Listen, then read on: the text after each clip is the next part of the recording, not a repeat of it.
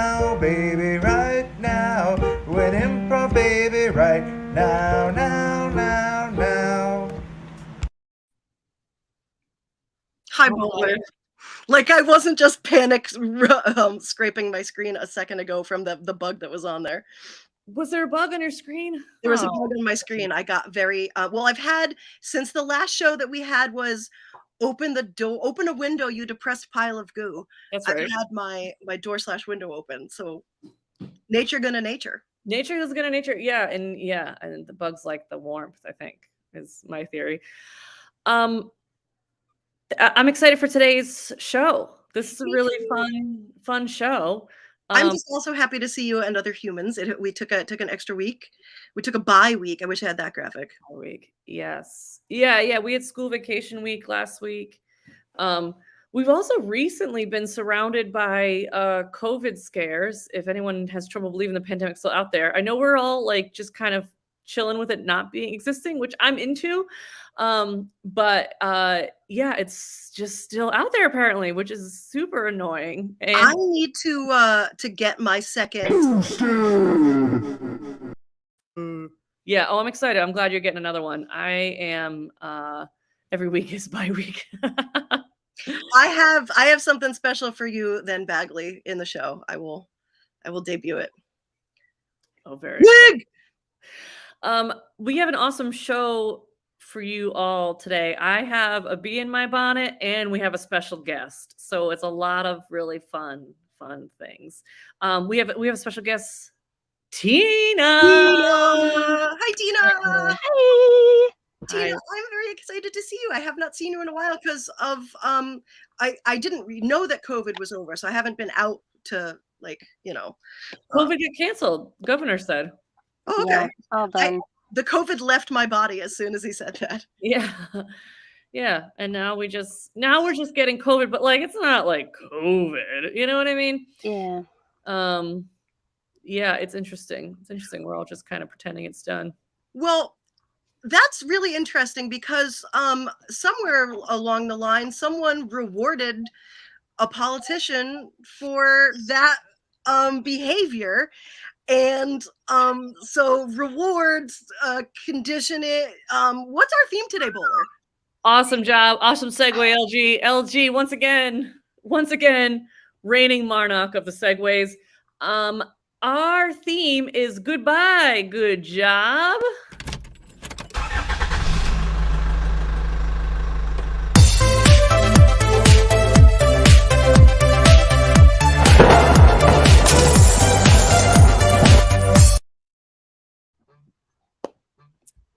Mm-hmm. A lot of really cool queer colors in that video. That's the theme. Bowler's hair. Every week is bye week. Every week is bye week. You know what we got to do to not just reward systems, but also lumping people into categories? We gotta.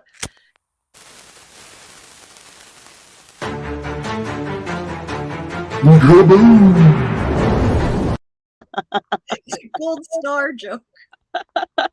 Gold stars. I get the gold star. What was that? What did you say? What was the words? I need to know the words. Is my first. What did you think the words were first? Because we've had this conversation before. Can you play it again? Can you roll it again? Can you play it again?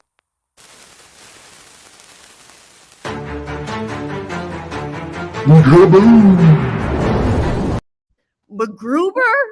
McGrubu? McGruber? How'd you get McGruber? That's what I heard. I heard McGruber. Tina, you're being very polite. I will say, Tina. No, I'm just really trying to think of what, because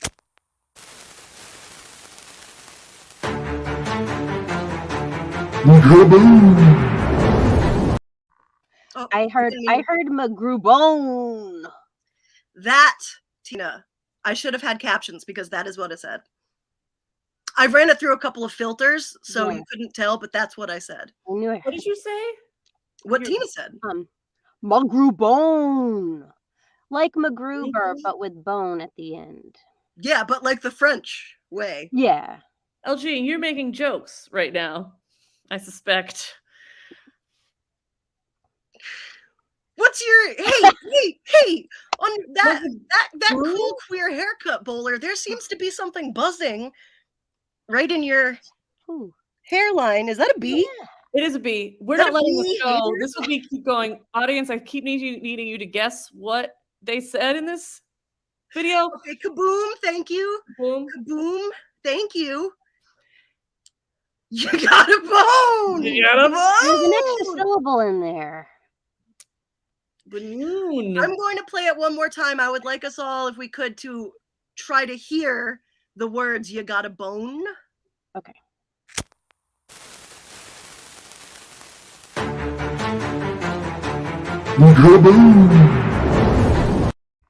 There's an R in there somewhere. Magraboon? Magraboon is my best. Macraboon. Hey, Roy, we're talking behaviorism Mhm. and My kaboom? and blowing up old Skinnerisms. That's right. No, I think LG, once again, the reigning monarch of segues. Thank you for it could be Watch the Room. Watch the Room. I don't know. I will be making a new video for that. That would be very good. Oh, Cry Broom? No, I can't. Uncle Boom. I still think it's the French. Uncle Boom. Uncle Broom. Uncle Boom. So this week I read a book even, you say. A whole book? A book? Whole book. I listened to the audiobook from the library. I know it says 27%, but I got further than that. That's when I screenshotted it to send it to friends to be like, you have to read this book.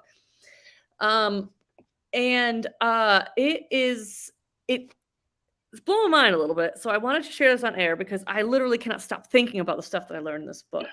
So this book is all about refuting the argument of behaviorism, which those of you a book, Roy, it's got tons of words in it, pages, they're all together. You read them together and it's like nice. It's compact. It's like a podcast that you hold.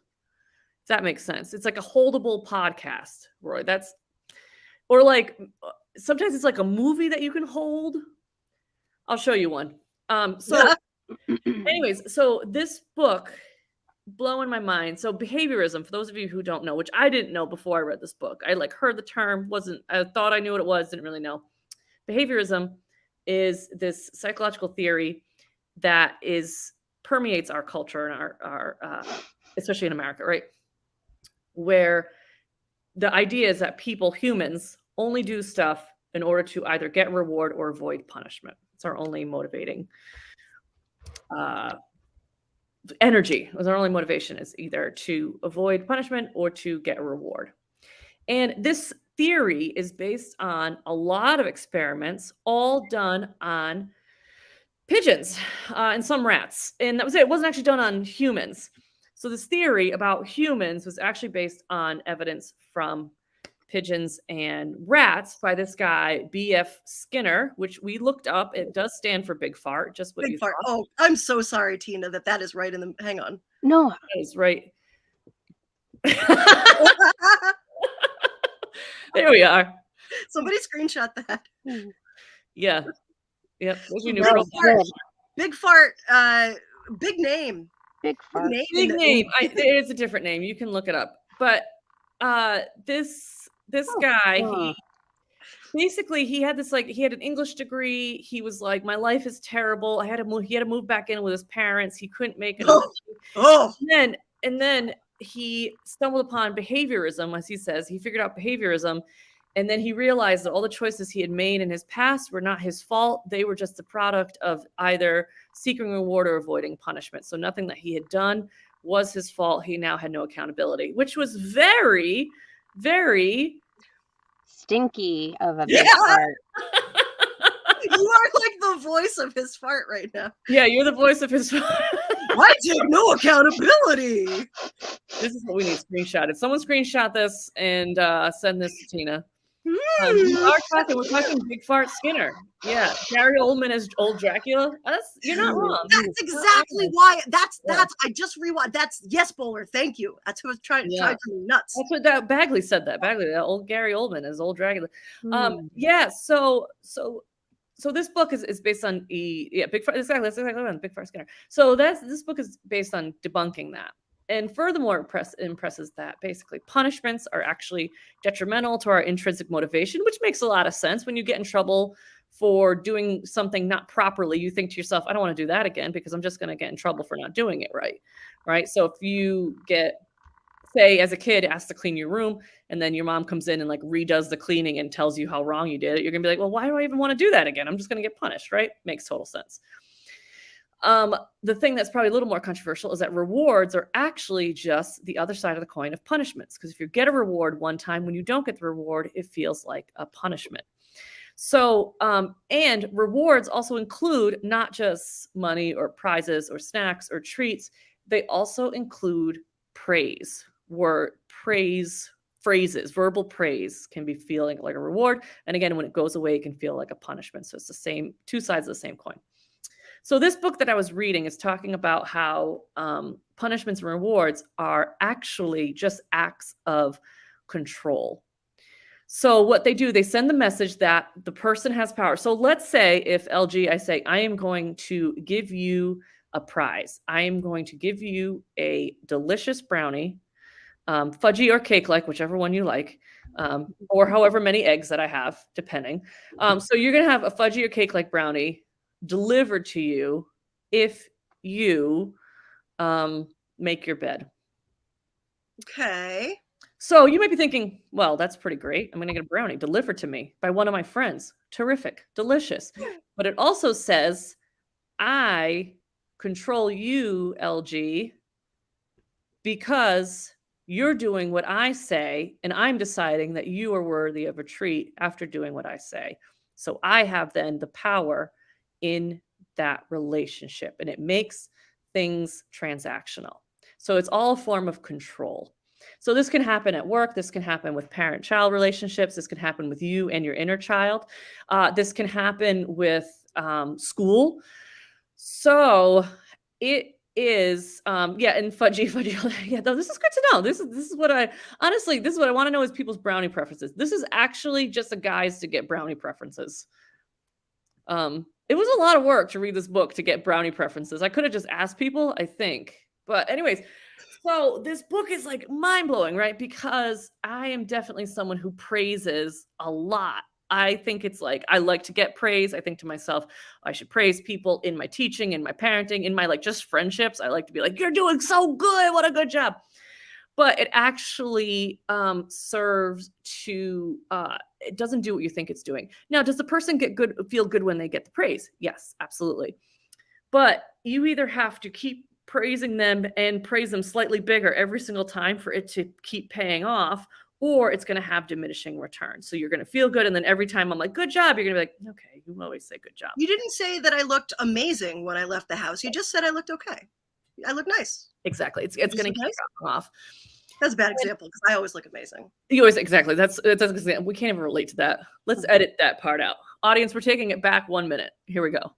And so, yeah, it's one of those things that's sort of mind-blowing to how I teach, how I parent, how I treat my inner child and myself, because I didn't realize that I was killing my intrinsic motivation by doing stuff like giving myself rewards and or punishments. I don't know if those of you like to self-punish. When I say this, it could be anything from like, you're such an idiot, Melissa, you didn't do this thing right. I don't know if you've ever said those things out loud in your head, not out loud, but in your head to yourself, or you're doing too much of this, you're too this, this is too much of that, or you're so lazy for not doing a thing. So those are kinds of self-punishments, as well as only thinking of yourself as doing a good job or, being worthy of treats when you do the thing, whatever the thing is to do. But here's the thing, to cultivate, absolutely. So to cultivate innate motivation. So external, anything that you like doing, and this actually, you can actually corrupt your intrinsic motivation, everything. If you like doing something and then you suddenly getting rewarded for it, it'll actually kill your motivation to do that thing.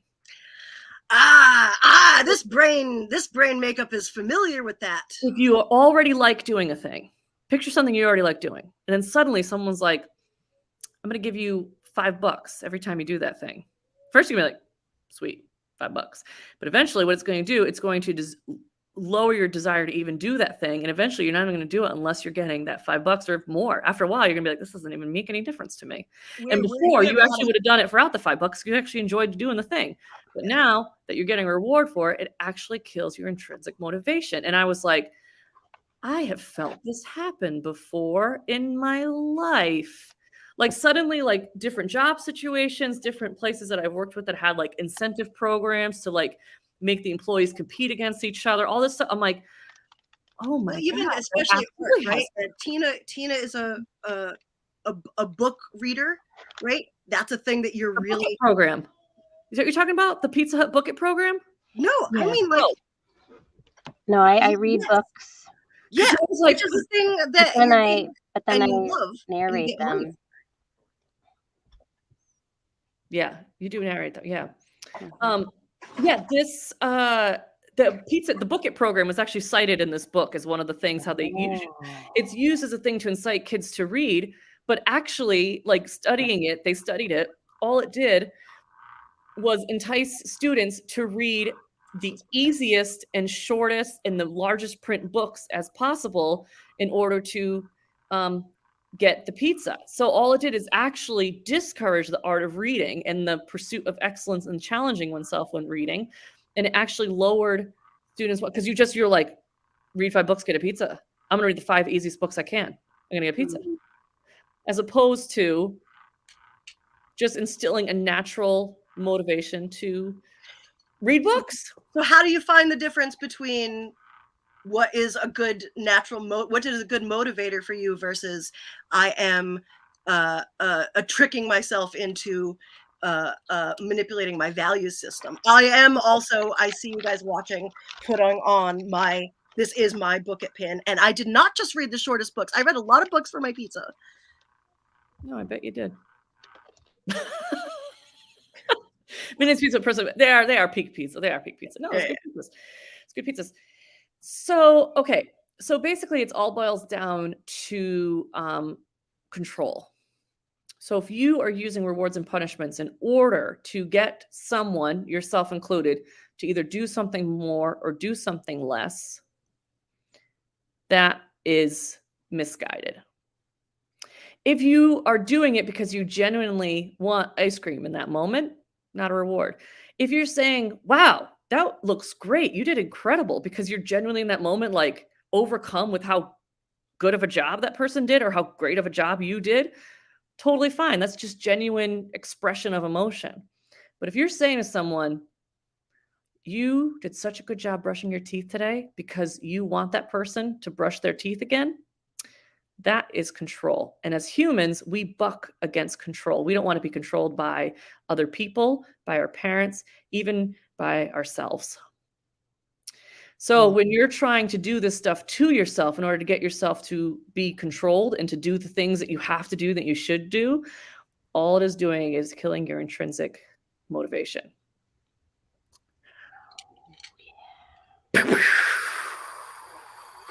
Take that, Pizza Hut.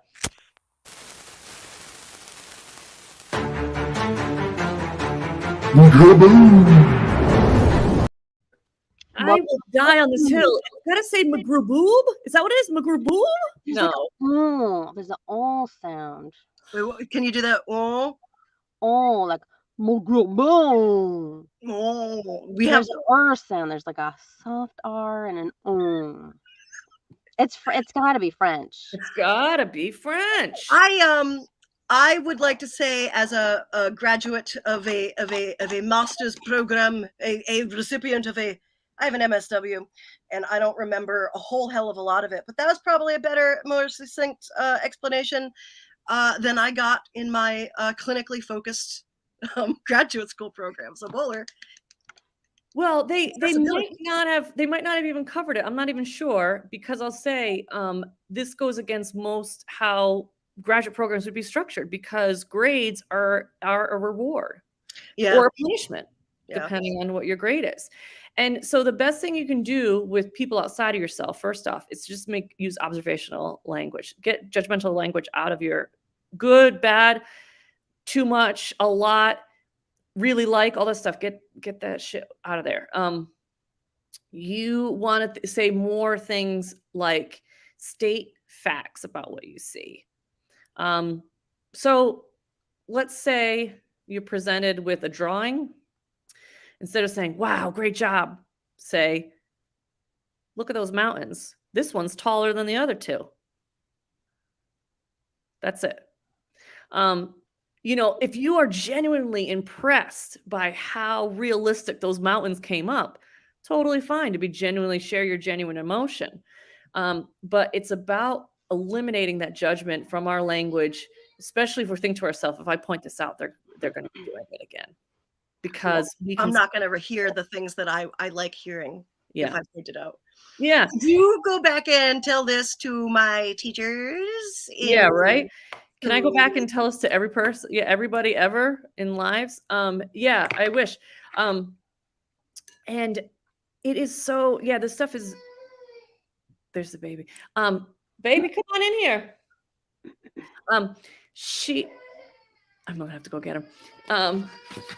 Here we go. Field trip. Baby, field trip. Baby.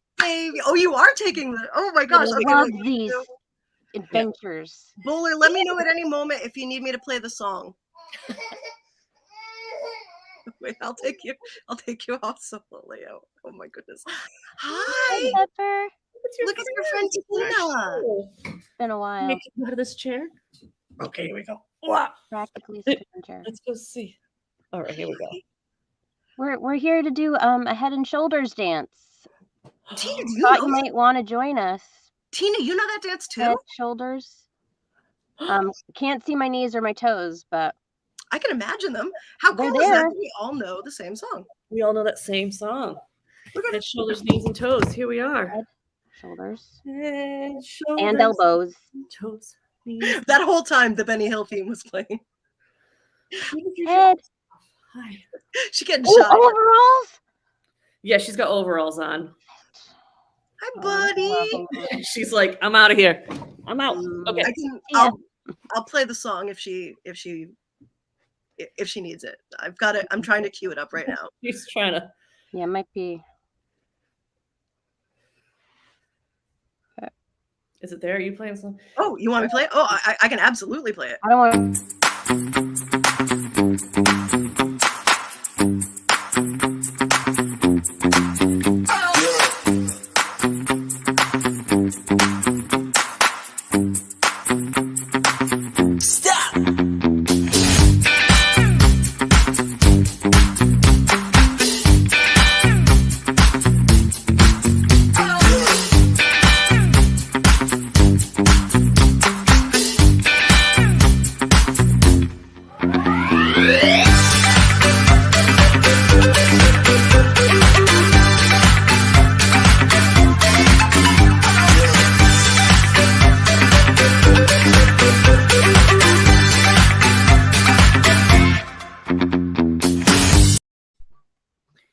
You got a bone.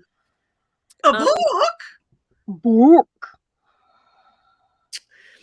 So, nothing. She is still I'm gonna go back to this. So this stuff is really like fascinating to me. Oh, Roy points out, it's funny, as I watch this, I see a thumbs down button I've never noticed before. Even YouTube uses these tactics because the algorithm has to be fed. Got to feed it somehow. Yeah, so it's because it is, and so basically, so this guy talks about how his the school of thought instead of behaviorism is basically that humans will only do stuff to get a reward or to avoid punishment. His theory is that humans are actually driven to challenge themselves towards intellectual pursuits, towards creative endeavors, and that is what our innate setting is. And if we are allowed to do so and given the structures to do so, that we will pursue that. We will pursue challenges, and that if we're bored by something, it's probably because it's too easy, or that it's like too hard and we can't even like approach it. So that's what makes stuff boring, if it's like way over our heads or like way too simple. You're not engaged. You're we not get engaged. Something's wrong that you're Right. not. So, and he does also acknowledge the fact that there are some things in life that you just like have to do that are like more mundane that you have to get through.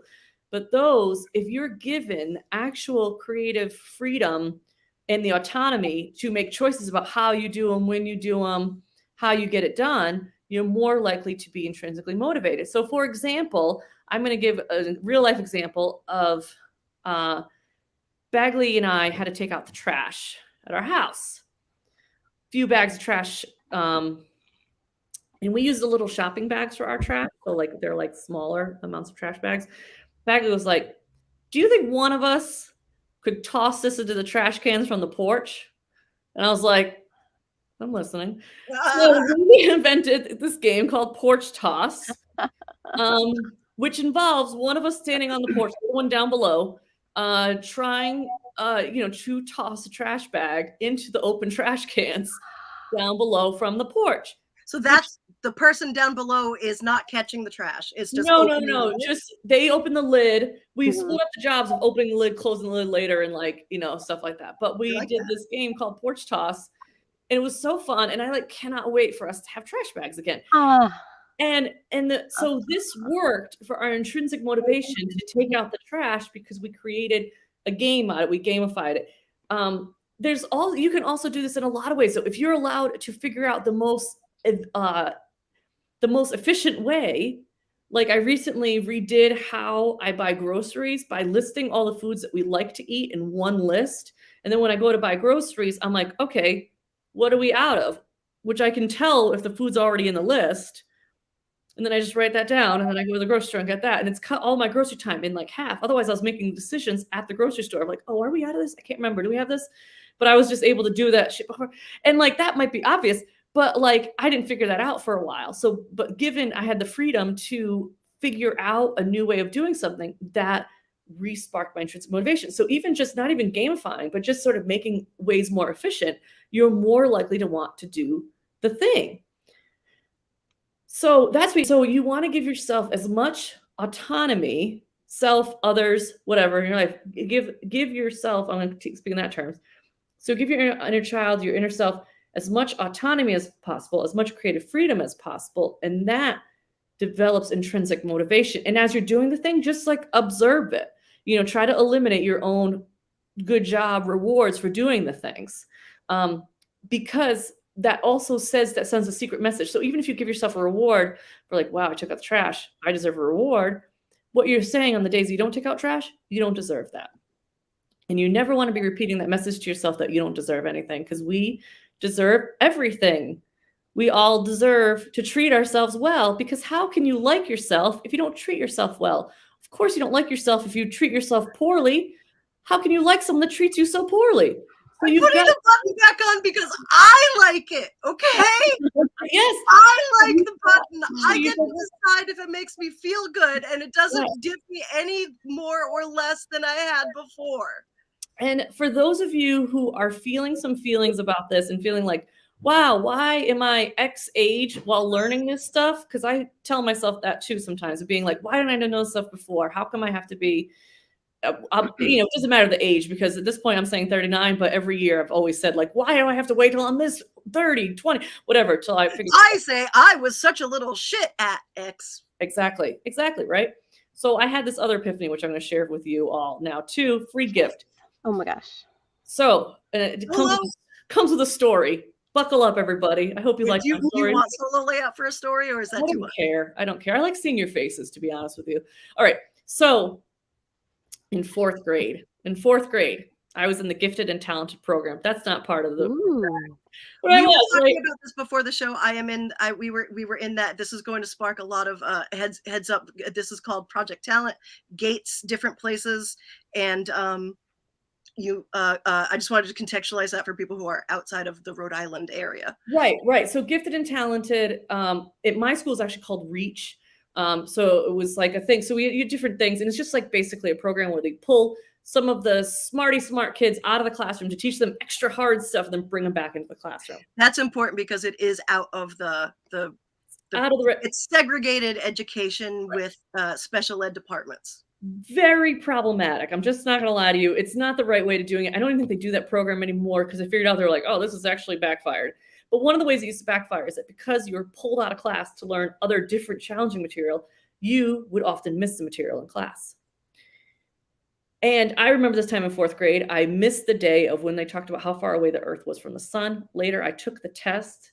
That was one of the questions on there, how far away the Earth from the sun. I made a guess. It was very erroneous. My teacher pulled me aside and was like, why did you think this is like only going to get you to California? This doesn't get you to the sun. Like this answer was way off. And I was like, I don't know. I missed this stuff. And we figured out I was in reach at that time. I missed that day. So, in this sort of like, 4th grade me was very upset by this. Still years later, I'm still like. Were you upset? You remember the question that you missed in 4th grade? You're not the question I missed it for. Every time I hear about how far the sun is from the Earth, I'm like, Anyways. So, but this is where the epiphany comes in, is that, for those of us just learning some of these things now, it's like when you have trauma of any kind, and I'm using trauma as a big, broad term to mean any kind of things that affect you emotionally as a kid, as an adult, whatever, that is like you being absent for those days of developmental life school. So sometimes you were just absent for a few days when you were supposed to be learning things like feeding yourself on a regular basis. Or, hey, friend, here's how often you should practice oral hygiene, whatever it is that you are missing in your life, that you are so like, wow, why can't I get a handle of this? Why can't I get control of this? It's probably because you were absent, or maybe you had a substitute teacher that day, which is like what I like to call, maybe neglectful parents. So sometimes the parents were zoned out. They were at work. They were having their emotional things. They were doing their own, whatever it is. You had like a sub that day, if you would, maybe in your siblings, maybe in yourself, maybe in the form of the TV. But that sub didn't cover it. They just making you do worksheets. They didn't cover any of the stuff they're supposed to be learning. So they pop in the void to the Mimi and let you, but you don't know what you don't know. So you don't know necessarily what you have missed. And again, because I'm this applies to none of us, right? Exactly. Yeah, it applies to none of us, but. You don't know until you get that test. Until you get how far the sun is. The sun is so far. Apparently, what I guessed was way wrong. So so this sort of metaphor is like you just missed some of those lessons. And so right now, what a lot of us are doing, we're going through this sort of like classes that we're teaching ourselves in order to figure out these lessons. And sometimes we're like, oh, why didn't I know this? Well, you were just absent that day. You can't control when you're at home watching Price is Right while you have the flu. You're going to miss some stuff, and that's just what it is. And some of us, we're out for a week with strep throat. The metaphor continues, depending on what was going on in your life. But if you are experiencing trauma at a young age, there is no way you can learn some of the things that you needed to learn. So, we got to learn them sometime when we're going through this. And this book is excellent. Highly recommend anyone to read this. It sort of changes up how I'm like, wow, how I teach, how I handle myself, because I do a lot of rewards and punishing. I tend to punish myself more than I punish anybody else. And I tend to reward everyone else way more than I reward myself, which with the nods, and I'm sure our audience is feeling the same way. I definitely have sort of the rewards that I have set up for myself for leaving the house no longer work. Well, because I have to reevaluate my value system for myself internally and externally. It sounds like some self-work that needs to be done. Rewards only work once. Rewards only work that one time, because after that, it's diminishing returns. So just remember that if you're like, wow, this doesn't even work anymore. I can't even get to do myself to this. It's like, nope, that means that you're human. You have a human brain and not a non-pigeon brain.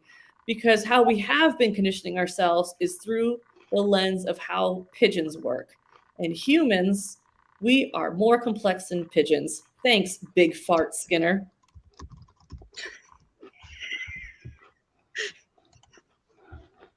Where's our fart? There you are. Mm-hmm. It's so stinky.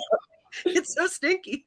Look at this white guy trying not to take accountability for his own actions and values.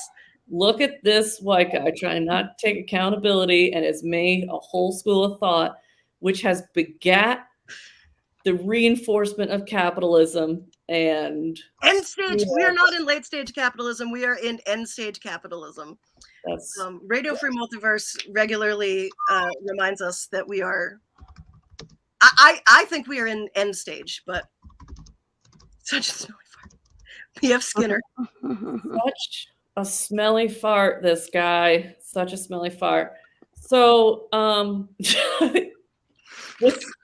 getting those Oreos in. Oreos are delicious. Yeah, love them. I'll sip my Dunkin' reward from Roy. I didn't even think about this brought up. I absolutely have a Dunkin' Rewards. I'm not going to pay for a decaf coffee. I'm gonna save up and. You know, and we can only change so many things at once. So one thing that was in this book that was like impressed upon, and this was in regards to your work or school culture, because he's like, ideally grades would be like, he's like, to all the teachers reading this book, ideally grades would be eliminated entirely, but obviously we can't do that system overnight. So do you can to mitigate the impact of the rewards and punishment system. And a lot of that is cultivating autonomy, cultivating creativity, giving yourself the freedom to figure out your own way of how you do some things. So Big Fart Skinner. I think it's ready. We're ready now for our first game. I can't. Breathe, breathe. That was quite the fart. That was a big fart. That's good. That was all from my mouth too. Really? Amazing. That's amazing. You should play a game. We should play a game. We're going to play our first game called Pavlovian Response in honor of us taking down behaviorism. Just so everyone knows, Pavlovian is about conditioned responses, not behaviorism. There is a subtle difference. So It's Pavlov very subtle. is fine. Anyways, we're playing our game Pavlovian Response. So it.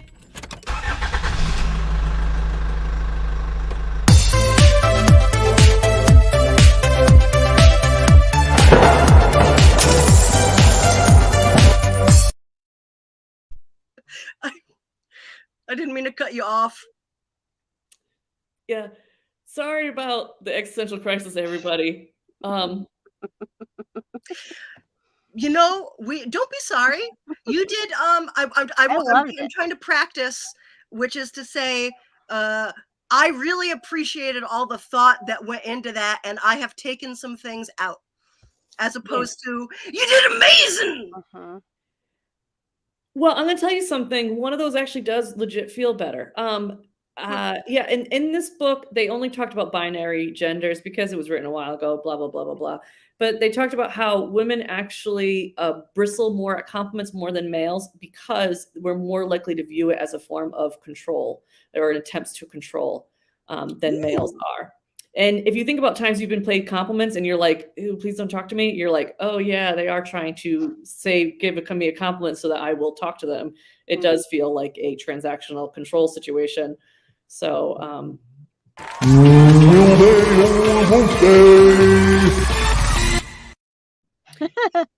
is this the game? No. It's just the only transactional systems. Like, are they gonna talk to me? Like, bless you. Sorry, that was powerful. Thank you. That was powerful. So mouth fart. Let's do some games. We're gonna play Pavlovian Response. So audience, what we need from you is actually our location. So before we send either of us into the Site-Proof booth, this is going to be a guessing game. So Tina and I will each take turns into the Site-Proof booth. But before we do that, we need a location from you, audience. This should be a non-geographical location, so not something like California, but something like a Friendly's would be totally fine. And I say Friendly's as an example because we've done that already, and I used to work there. So any kind of location that you can give us, audience, is we're going to start there and then build the rest of our game. But while those are coming in. And Tina can know this. Tina can know this. All three of us are actually gonna know the location.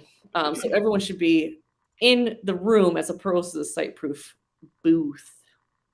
I want to combine them, but I don't want to make it too terribly difficult. I know they're both really good. Both really good. I saw the bottom one first, which was music festival. Great. Let's go with it. So our location is a music festival. So now, audience, I want you to think in terms of music festival. You're going to give us some words and behaviors. But first, what we're going to do is we're going to send Tina into our site-proof booth. So Tina, step over into another tab. You're not looking at us. You can't see us. Great. Got my email. Yeah. Tina's down the site-proof booth. So audience, in regards to music festival, what we first need, and you're going to have to do this twice, so don't send out all your good ideas at once. Save one in your pocket, okay? Give me 1 or 2 good ideas. For music festival, what we need first is Tina's trigger word. So what this is going to be is a word you associate with music festivals that if I say it or LG says this word, Tina will have to perform a behavior, much like Pavlov. So any kind of word that you associate with music festival, again, save some of your words because you're going to have to do the same thing with me. So any word that you associate with a music festival that you think might come up in music festival conversations, if I or LG says this word, Tina will have to, I'm sorry, not Tina, I'm going to perform the behavior. That's right, because I have to know my behaviors. Tina's going to know hers. We couldn't it. So we're going to pick the word that if Tina or LG says the word, I'm going to perform the behavior. I got it. I asked Bowler to explain this because I'm not great at it. It's a confusing game. It's a confusing game, but it's a really like good most psychological principles. It is very confusing game. LG, any of these words jumping out to you? I got so excited at the words, I forgot I was supposed to pick one. First of all, this one is not going to get picked because you know why. Because you know why. I can't say why because Tina will hear it. Tina, if you watch this back, it'll make so much more sense. Okay, what word do we want? Great. Yeah? Yeah, that works. Okay, so this is our word. So anytime Tina or LG says this word, I will have to perform a behavior. So now, audience, I would like you to give me a behavior to perform. This should be something that I can easily do on screen. An example we had from the Friendlies show, I believe, was drinking out of a straw was the behavior that had to happen. So anything that I can mime, do on screen, that will be the behavior that I do if this word is mentioned in conversation. And so basically Tina's going to have to try to figure out what my secret word is through watching me do behaviors. LG, whichever one pops out to you, I love you selecting these because this one made me laugh. I will. Perfect. Okay. So audience, this is my behavior. The trigger word is what the word that Tina's going to have to try to figure out through conversation. And now we're going to do, audience, we're going to do the same thing once again, but now I'm going to step into the site-proof booth. Tina's going to come back from the site-proof booth. Before we can do that, we need our chat to be flooded with emojis. So if you can send an emoji right now, that would be great. Any emoji will do as long as we can just clear our chat of information, and then I can go into the site-proof booth. I'm also probably going to check email. I think we've had a lot of, I think my favorite activity is probably Jordan trying to figure out. At IKEA. I'm going to shop at IKEA. I just realized I do want to actually check out some things at IKEA. All right. No, you're right. Here we go. So, all right, I'm going to get into IKEA. Okay. And Tina, audience, you're going to do the same thing again. All right, I'm out of here. I'm in the site-proof booth right now. Get out of there. All right, Tina. Okay. Oh, Tina. I was like half paying attention to like what the rules are, because I was trying to be all really isolated. That is commitment that I appreciate. What I'm going to do is get a word. I will first hang on. We understand at this show how emojis work, and nothing demonstrates than Roy Drew. I freaking love this because I don't know how to. We don't know how to emoji. So we're looking for a trigger phrase, like a something, a word that will be associated with music festivals. And when you hear this word, you're going to do a behavior, and that way Bowler is going to try to guess, picking up the pairing, what your word is. So we need, I have a word here. This is your trigger phrase. So if you hear this, this word, Yeah. we need a behavior, something that Tina is going to do. And I'll give it, I keep forgetting to wait a couple of seconds. They're rolling in. Something for Tina to do when she hears this word. Tina, have you ever been to a music festival, Tina? Who, me? Yeah. Yeah. I love music. Yeah. What's your favorite music festival? Well, let me think. I guess the one where everybody's like beating each other up and all of, the concessions are like over $25. The Republican National Convention. Yeah. They play music there. Right. We're gonna point. Oh, nope. Hey, I said the thing. Can't do that one. Wait, Bowler, did you hear anything? I'm hearing this, but not really. I'm not. I can hear that you're talking, but I'm not paying attention. I'm really engrossed in these tables from IKEA. When you come back, I'm going to want to know what your purchase is really quickly. All right.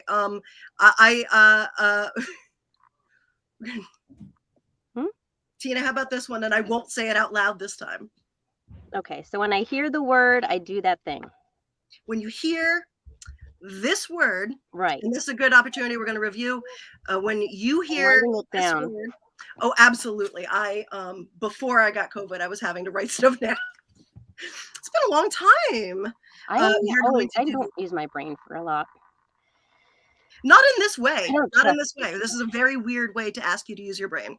And I'm going to bring now Bowler back in. Do you remember your stuff, Bowler? I do. Come back. I'm coming. I'm back now. I'm back. No, don't come back. Don't come back. We need to flood the chat with emojis. Don't go back. I just clicked off. Clicked off. Go emojis. Order of operations. It's a fart. Big felly smart. Big felly smart.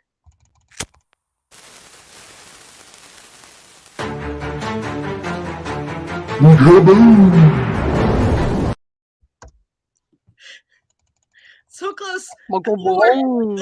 He's buffering.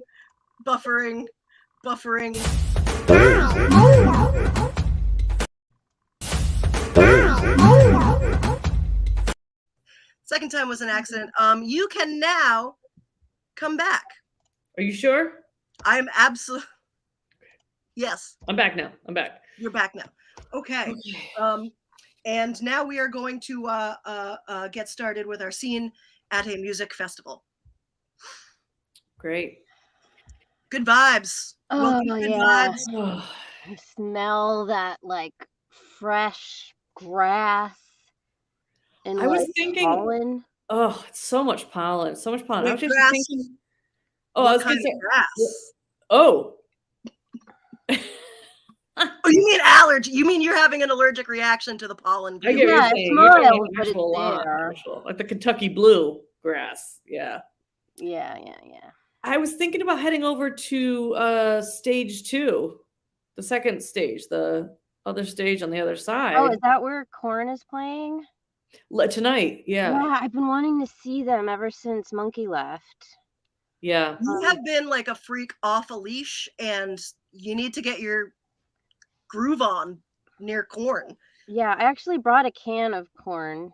I was gonna eat it as a snack, but now I think it makes sense just to throw some on the stage. Do you have that so that you can, like, I don't know, do the mashed potato?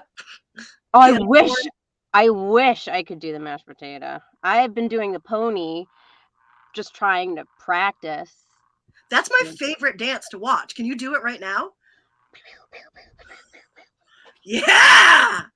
Oh, all right. Okay, Korn. I mean, the comeback tour is basically in the bag. Yeah. Yeah. Yeah. I might, maybe I'll catch up with you at stage 2. I was wanting to go, actually on stage 4B, they were Mhm. going to have a banjo player, do Oh, covers of Mandy Moore and, who's the other? Diana Ross? Who Diana Nicholas Ray? Ross? was it? Wait, I'm sorry, both of you. Diana Ross, no. Oh. LG? T Swift? Nick No, Lachey? Oh. T Swift would not go T to Good Kentucky Vibes? Bluegrass. Mm. She wouldn't go to Good Vibes. No, I mean not. I mean her first album was country, and then she moved to Rhode Island. She wouldn't know a banjo if it, Okay. She's just going through some things. I respect that. I Yeah. can't listen to another one of these openers until I have at least like half an ounce of drugs in my system, and it doesn't matter what ounce or kind. I could even like I mean it does, because I that could be dangerous. Yeah. Don't do anything with Splenda. I've heard bad things. I don't want to. Or That's like artificial the rat sweetener. poison in the Wait, coffee. where do you put the Splenda? You're supposed to take it as directed. Oh. Drugs are not supposed to always be taken as directed, right? I don't judge anybody. Yeah, I get it. Whatever they want to do. I when I graduated med school, I I got up on top of the bar, and Yeah. I earned a little bit of money back from dancing and waiting, the bar. What's that called? Tending it. I danced and tended the bar. You danced and tended the bar? Yeah, like what's that movie, Coyote Ugly? Yes. Yeah. Mhm. They play Yeah. it. Yeah, Leanne Rhymes. You were thinking of Leanne Rhymes. Yes, Leanne Rhymes and Mandy That Moore. Like Moonlight was the theme song to the movie Coyote Ugly. You can't stop them. You can't stop it. Yes. And I danced on top of the bar to earn. I mean, being a psychiatrist, I didn't have to go to an extra 4 year. Like it's. Have I ever told you all that I took dance in college as well? What? We did dance in grad school. I had no idea you were. I did dance in college and grad school. Yes, part of the performance training. What kind of dance did you do? I did modern dance. I did ballet dance. I did Did you jazz dance? Jazz dance. Did do Tap some dance? jazz dance. I did interpretive dance in grad school. We had to do an interpretive dance final project, a dance final project, just a project very dancey. Dance based. I don't know that that's going to be, coming in handy over at stage. What teen at 4B? What? 4B has the corn. Yeah. No, 2 had corn, I thought. No, 2 had corn. Stage 2 has corn. You were asking about stage 2. You know what? I lost the program, and ever since I lost the program, I don't even remember what stage is which. I've just been kind of like listening. I may have used the program as paraphernalia for my Kentucky Blue, if you know what I mean. Kentucky Blue. Wait, is this some kind of euphemism for something? I took the program Mm-hmm. for the Good Vibes Music Festival. Uh-huh. I put it in a little machine. Uh-huh. A laminator? It looks so close to Did a you laminator. laminate What the it does program? is, I wish I Are had you talking bought like a rolling machine? it's like a drug laminator. It laminates your drugs Oh. and puts them inside your body for you. Whoa, It laminates your drugs. It's a joint. I made a joint out of the program for the music festival to put drugs in my body because I can't listen to Korn one more time. Oh, I'm sorry. I didn't mean to. I get it. In your body. Guess where it is right now? In your anus. That's planet.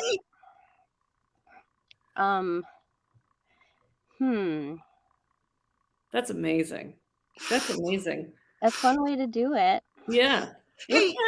What kind of dance would you do if you were on drugs?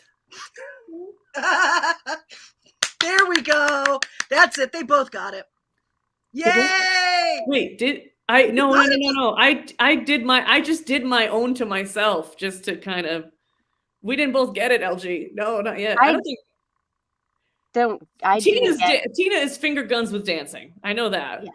Yeah. I don't Am I know on drugs? anything else. Oh wait, LG, are you doing the behavior? No. I was watching you, Bowler, and I don't know. No, you did the right thing. It's because my behavior is so integrated to my personality. Is that it's your not- arm? This isn't my arm. This is not my arm. I thought you were on to, I thought you both were on to each other's things. No. No, this is just who I am as a person. That's why it's undetectable, Tina. What is it? What's the behavior? What's your, if you had to guess, Tina, if you had to try to take a guess. Spitting? No. I feel like Smiling? so in all fairness, I mean there are a lot of drugs at a music festival. Uh-huh. You're not supposed to take drugs in there though. Security is No, going to not- take those drugs from your anus. The wink. Got yes. it. Got it. I Wink think I was wink looking with at the drugs. I wrong think place. it was too on point on it. We here at Who's Around and the Providence Improv Guild are not lawyers and cannot comment on whether or not you should or should not take drugs anywhere into a festival in your anus or outside of.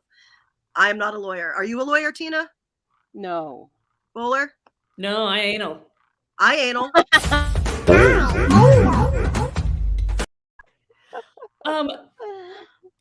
So just real quickly, before we end our show, I need to know what the hell you said in that teaser, in that bumper.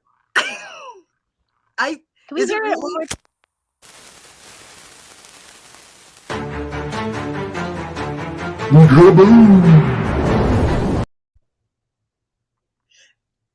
Tina, can you make the French? Mogabon. That's my final answer. yeah, as Chloe pointed out earlier, it went through, I put it through several filters, so Right. it sounds like I said kaboom, but I really Macaroon? said what Tina said. Because it's French. Cause it's French.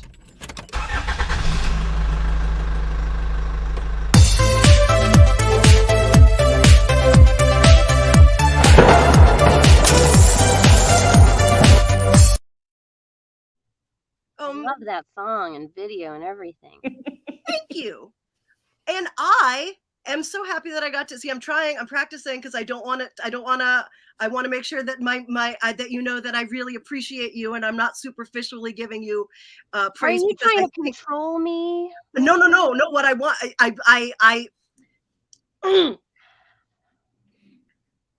Yes, I'm listening. Genuinely, my ears are open.